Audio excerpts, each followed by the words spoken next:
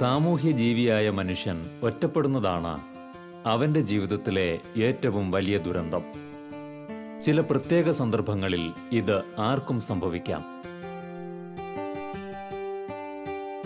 തൃശൂരിലെ ഏതാനും സന്മനസ്സുള്ള മനുഷ്യരിലുണ്ടായ ഈ തിരിച്ചറിവാണ് മനുഷ്യസ്നേഹികൾ. ഏക മകൻ ആത്മഹത്യ ചെയ്തപ്പോഴുണ്ടായ ഒറ്റപ്പെടലും ദുഃഖവും അതിജീവിക്കുവാൻ ഒരു കുടുംബനാഥനുണ്ടായ പ്രചോദനമാണ് ഇതിൻ്റെ തുടക്കമെന്ന് പറയാം. ഒറ്റപ്പെടലിന് നിരാശയും ദുഃഖവും അനുഭവിച്ചറിഞ്ഞ ഒരു കുടുംബനാഥനാണ് ഇതിൻ്റെ തുടക്കമെന്ന് പറയുക അതായിരിക്കും സത്യമെന്ന് കരുതുന്നു. അദ്ദേഹത്തിൻ്റെ കൂടെ ഏതാനും നല്ല മനുഷ്യർ ഒരുമിച്ച് ചേർന്നപ്പോൾ ഒറ്റപ്പെടുന്ന മനുഷ്യരെ കണ്ടുപിടിക്കാൻ വേണ്ടി പല മേഖലകൾ ഒന്നൊന്നായി മുൻപിൽ തുറന്നെത്തി.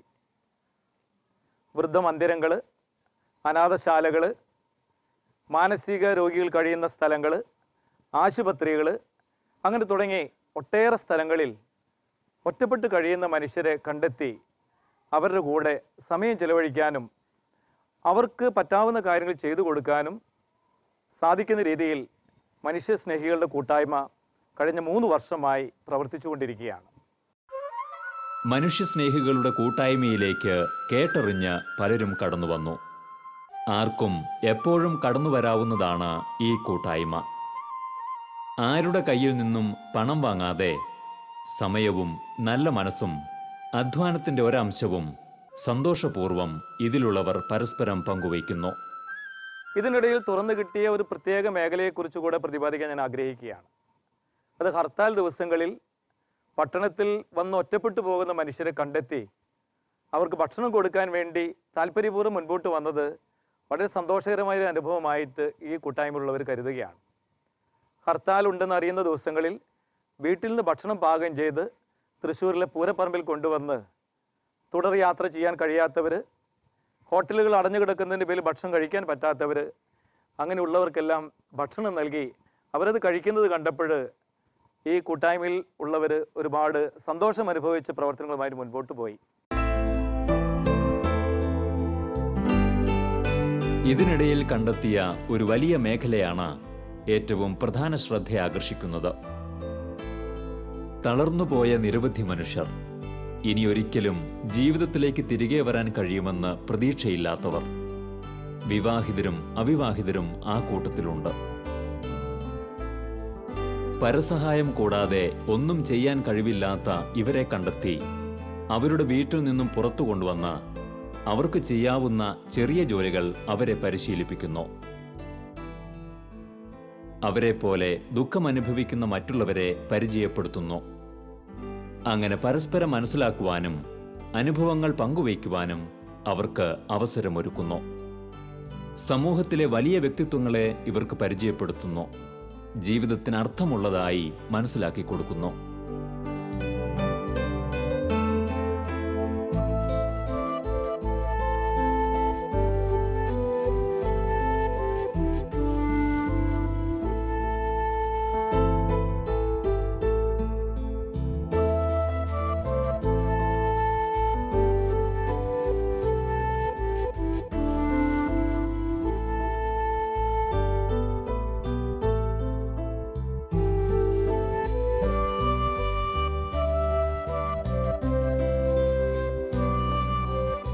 ഒക്ടോബർ മാസത്തിൽ പ്രാർത്ഥനാപൂർവം ഇവർ 5000-ഓളം ജപമാലകൾ നിർമ്മിക്കുകയുണ്ടായി.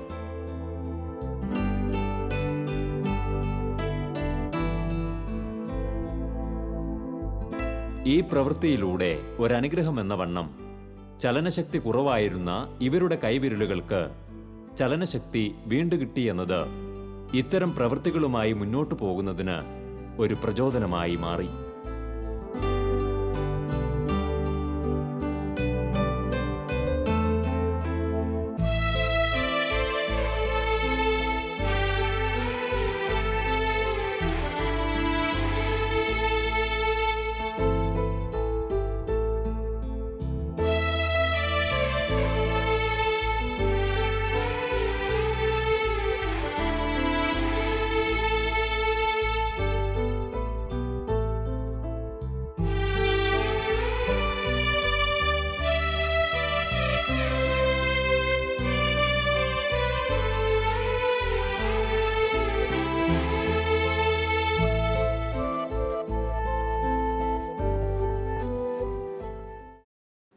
എൻ്റെ പേര് ബിൻഡോ.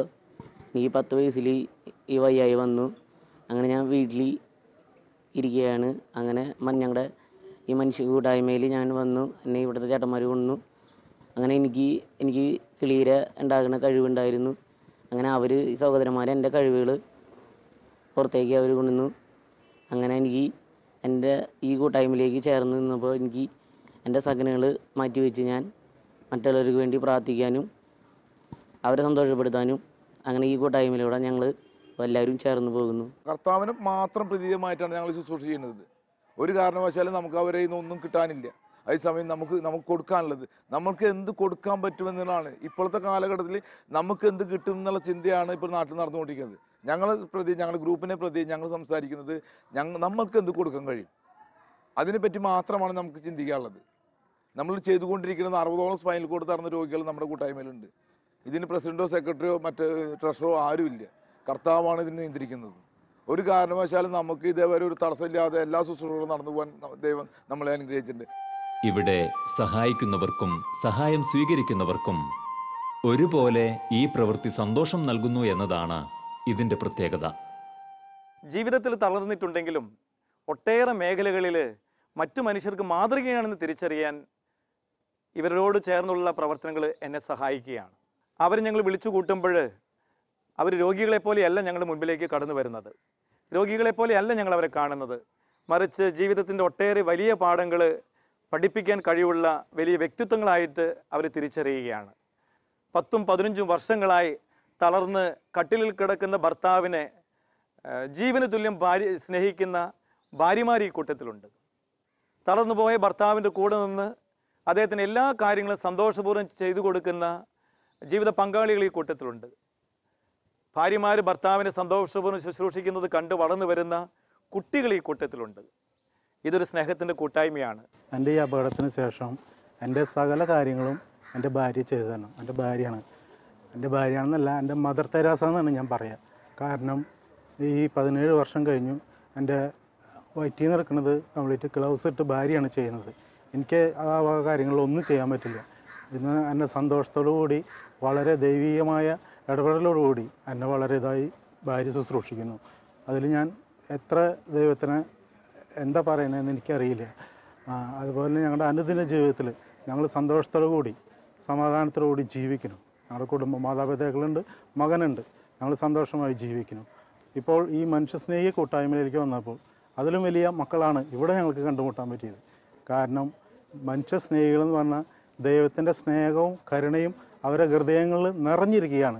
ഞങ്ങളെ വീടുകളിൽ കൊണ്ടുവന്ന് ഇവിടെ എടുത്ത് എന്ത് ഞങ്ങൾക്ക് വേണ്ടി ചെയ്യണോ, എന്താ നിങ്ങൾക്ക് ഞങ്ങൾ ചെയ്തു തരേണ്ട കാര്യങ്ങൾ, എന്ത് സന്തോഷമാണ് ഞങ്ങളിൽ നിന്ന് കിട്ടേണ്ടത് എന്ന് പറഞ്ഞ് ഏത് തരത്തിൽ വേണമെങ്കിലും ഞങ്ങളെ ശുശ്രൂഷിക്കാനും സ്നേഹിക്കാനും ഞങ്ങളെ പരിപാലിക്കാനും ഞങ്ങളുടെ അപ്പനായി, അമ്മയായി, ചേട്ടനായി, ചേച്ചിയായി എന്ത് കാര്യങ്ങൾക്കും ചെയ്യാനായിട്ട് ഈ മക്കൾ ഇവിടെ കൂട്ടമായിട്ട് ഞങ്ങളെ കൂടെ എൻ്റെ അമ്മയും ഇതേമാതിരി ഫൈനൽ കോഡ് തളർന്നിട്ടുള്ള ഒരു അവസ്ഥയുണ്ടായിരുന്നു. ഒരു കൊല്ലം ഫൈനൽ കോഡ് തളർന്ന് എൻ്റെ അമ്മയും കിടന്നുണ്ടായിരുന്നു. അന്ന് എനിക്ക് എൻ്റെ അമ്മേനെ നോക്കാൻ പറ്റാതെ ഇപ്പോൾ എനിക്ക് അനേക അമ്മമാരെയും അനേക അപ്പന്മാരെയും ഈ ഫൈനൽ കോഡ് തളർന്നിട്ടുള്ള ഓരോ മക്കളെയും എനിക്ക് കൈകൊണ്ടെടുക്കുവാനും അവരെ സ്നേഹിക്കുവാനും അവരെ താലോലിപ്പിക്കുവാനും അവർക്ക് വേണ്ട എല്ലാ കാര്യങ്ങളും ചെയ്യുവാനും എനിക്ക് ഇപ്പോൾ സാധിക്കുന്നുണ്ട്. പ്രവൃത്തി കൂടാത്ത വിശ്വാസം അതിൽ തന്നെ നിർജീവമത്രേ. ആ ജീവനില്ലാത്ത അവസ്ഥയിൽ നിന്ന് ജീവനുള്ള അവസ്ഥ കണ്ടെത്തുമ്പോൾ ഞങ്ങൾ ഈ ക്രിസ്മസ് ദിനത്തിൽ ആ ജീവനുള്ള രക്ഷകനെ, എന്നും നിലനിൽക്കുന്ന ജീവനുള്ള രക്ഷകൻ്റെ ഒരുക്കത്തിൽ ഇന്ന് ഞങ്ങൾ ഒത്തുചേരുന്നത്, ഞങ്ങൾക്ക് ഇന്ന് ഈ മേഖലയിൽ, ആത്മീയ മേഖലയിൽ ഞങ്ങളുടെ നഷ്ടപ്പെട്ട കുറവ് നികത്തുവാനായിട്ട് ഈ സഹോദരങ്ങളുടെ കൂടെ കൂടിയ നാൾ മുതൽ ഞങ്ങൾ അജീവാനന്ദം പരിശ്രമിക്കുമ്പോൾ സമൂഹത്തിന് കാണുമ്പോൾ ഞങ്ങൾ ശുശ്രൂഷകരാണെന്ന, എന്നാൽ ഓരോ ഈ സഹോദരങ്ങളെ ശുശ്രൂഷിക്കുമ്പോഴും ഞങ്ങളുടെ ആത്മാവിൻ്റെ വിശുദ്ധിയാണ് ശുശ്രൂഷിക്കപ്പെടുന്നതെന്ന് ഞങ്ങൾ തിരിച്ചറിയുന്നു. ഞങ്ങളുടെ ആത്മാവിൻ്റെ കുറവാണ് ജീവനുള്ളതായിട്ട് മാറുന്നത് ഞങ്ങൾ തിരിച്ചറിയുന്നു. അങ്ങനെയെങ്കിൽ ഈ ക്രിസ്മസ് കൂട്ടായ്മയിൽ ഒരുങ്ങുമ്പോൾ ആ ജീവനുള്ള യേശുവിനെ പകർന്നു കൊടുക്കുവാൻ ഞങ്ങൾക്ക് ലഭിച്ച ഈ ഊർജ്ജം നൽകിയ ഈ ഞങ്ങളുടെ ഓരോ മക്കളോടൊത്ത് ഒത്തുചേരുവാൻ യേശുനാഥൻ ഞങ്ങൾക്ക് ഈ ക്രിസ്മസ് ദിനം നൽകിയതിനെ ഓർക്ക് ഞങ്ങൾ നന്ദി പറയുകയാണ്. ഒറ്റപ്പെട്ടവന്റെ ഉണർത്തുപാട്ടാണ് ഗ്ലോറിയ. സന്മനസ്സുള്ളവരെ സമാധാനത്തിലേക്ക് മാടി വിളിക്കുന്ന സന്ദേശസ്വരം.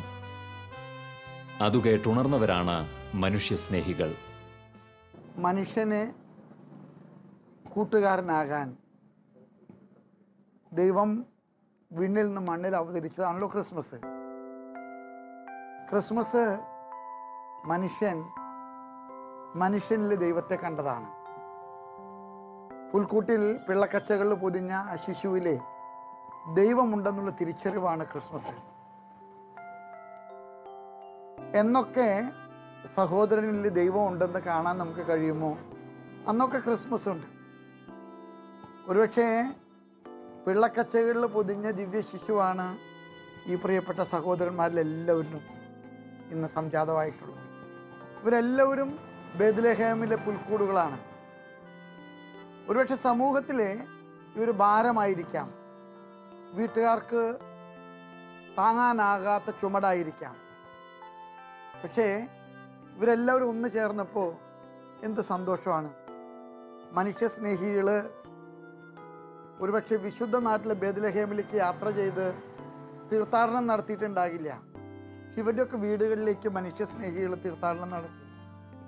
പൂജരാജാക്കന്മാരെ പോലെ ഈ പിള്ളക്കച്ചകളിൽ പൊതിഞ്ഞ ഈ മൂത്രസഞ്ചിയും ഈ മലമൂത്ര വിസർജനങ്ങളുമായിട്ട് കിടക്കുന്ന സഹോദരങ്ങൾ അവരെ ക്രിസ്മസിൻ്റെ തുടർച്ചയാണെന്ന് കണ്ടുകിട്ടി അവിടെ കാൽപാദങ്ങളിൽ വീണ് അവരുടെ അധ്വാനം, പൊന്ന്, മീറ, കുന്തിരിക്കം അവർക്ക് കാഴ്ചവെച്ച് അവർ സ്വീകരിച്ചു. സത്യം പറഞ്ഞാൽ എൻ്റെ ഡോക്ടറേറ്റ് ഇവരുടെ ജീവിതത്തിൻ്റെ തീവ്രമായ സാക്ഷ്യത്തോട് കമ്പയർ ചെയ്യുമ്പോൾ വെറുതെ വഴിയെ കിടക്കുന്ന കടലാസ് പോലെ എനിക്ക് തോന്നുന്നത്. നിങ്ങളുടെ ഈ വലിയ ആത്മസമർപ്പണം അത് ക്രിസ്മസിൻ്റെ സന്തോഷം വർദ്ധിപ്പിക്കാൻ കാരണമാകട്ടെ. എല്ലാവർക്കും ക്രിസ്മസിൻ്റെ മംഗളങ്ങൾ, ദൈവാനുഗ്രഹം നിറഞ്ഞ പുതുവത്സരം ഞാൻ സ്നേഹപൂർവ്വം ആശംസിക്കുന്നു. ദൈവം നിങ്ങളെ അനുഗ്രഹിക്കട്ടെ.